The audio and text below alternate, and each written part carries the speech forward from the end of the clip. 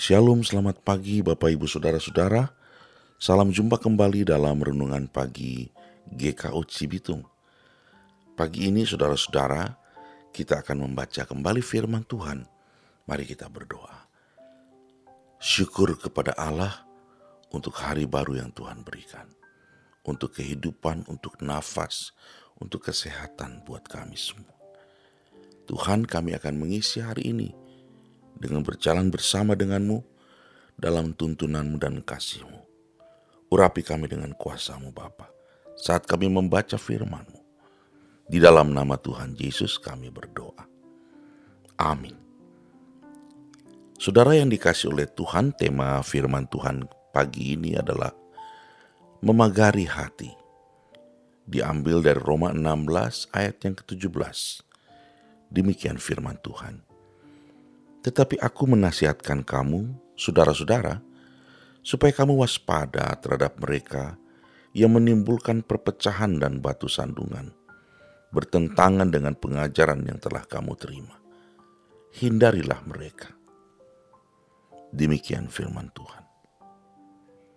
Saudara, seorang kakek sibuk memotong dan membelah bambu.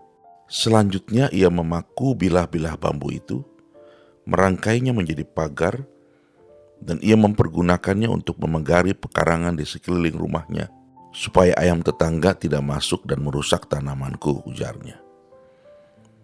Pada bagian akhir suratnya kepada jemaat Roma, Paulus mengingatkan agar jemaat waspada terhadap guru palsu.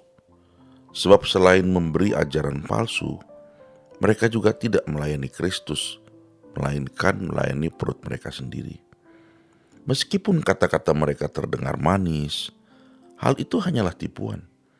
Mereka membujuk rayu demi mencapai tujuan sendiri, mengurangi pengajaran dan tuntutan hidup dalam kebenaran Kristus, menimbulkan perpecahan dan menghasilkan perselisihan. Saudara, penyesatan itu belum berakhir.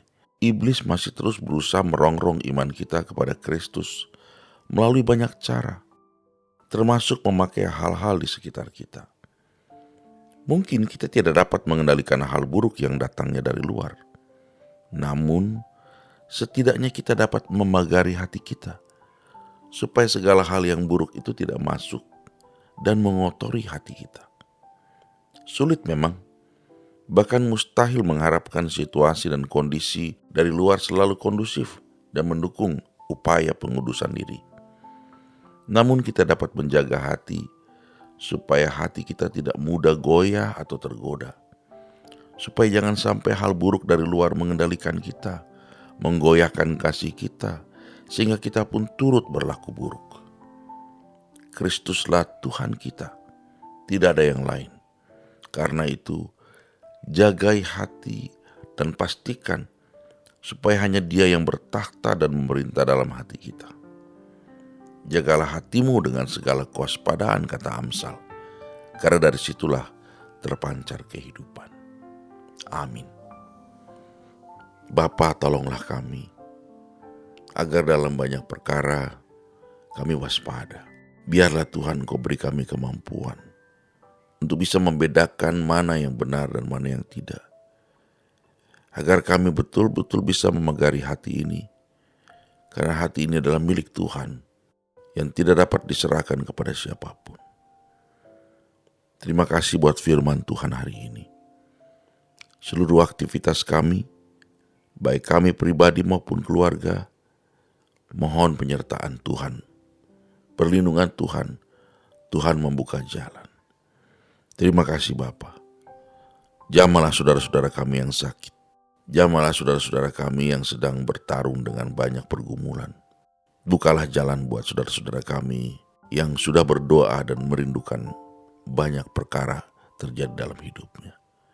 Sesungguhnya Engkaulah Allah kami, jawaban satu-satunya. Sertai kami dalam seluruh aktivitas hari ini ya Bapa. Dalam nama Tuhan Yesus kami berdoa. Amin. Kiranya Allah menyertai kita senantiasa. Shalom.